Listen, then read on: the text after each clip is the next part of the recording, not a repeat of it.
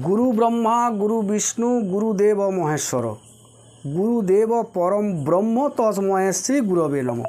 এই কথাটা কতটা সত্যি। তাহলে আমরা এই শ্রাবণ মাসে মহাদেবের মন্দিরে যাওয়ার দরকার নেই। গুরুই ব্রহ্মা, গুরুই বিষ্ণু আর গুরুই মহেশ্বর অর্থাৎ শিব ঠাকুর। তাহলে গুরুদেবের পুজো করলে তো শিবের পুজো হয়ে যায়, গুরুদেবের পুজো করলেই তো বিষ্ণুর পুজো হয়ে যায়, গুরুদেবের পুজো করলে ব্রহ্মার পুজো হয়ে যায়। এ কথাটা কতটা সত্যি দেখুন, কতটা সত্যি দেখুন। বিষ্ণু হচ্ছেন পালনকর্তা, ব্রহ্মা হচ্ছেন সৃষ্টিকর্তা, মহাদেব হচ্ছেন সংহারকর্তা। তাহলে এই জায়গাতে আমরা যদি গুরু মহাদেবের কথা, গুরু পরম্পরায় ধারায় যদি আসি, আমাদের বিষ্ণুর থেকে প্রচার হয়েছে বৈষ্ণব ধর্ম প্রচার হয়েছে। বিষ্ণু করেছেন বৈষ্ণব ধর্ম প্রচার করেছেন।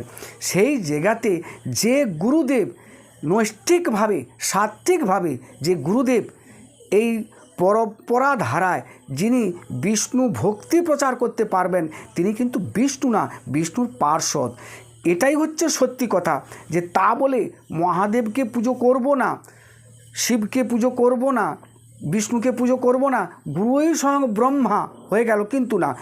বিষ্ণুর মতো, ব্রহ্মার মতো এবং শিবের মতো গুরু পূজনীয়, কিন্তু গুরুদেব স্বয়ং মহাদেব নয়, আর গুরুদেব স্বয়ং বিষ্ণুও নয়, আর গুরুদেব স্বয়ং ব্রহ্মা নয়। গুরুদেবকে পূজনীয় উচিত, কিন্তু গুরুকে স্বয়ং ব্রহ্মা পারবেন গুরু সংহার করতেন? গুরু কি পারবেন? আর সেই গুরুকে যদি কেউ বিষ্ণু বৈষ্ণব ধর্ম কেউ সঠিকভাবে যদি প্রচার করতে পারেন, সেই হবেন সঠিক গুরু। হরে কৃষ্ণ।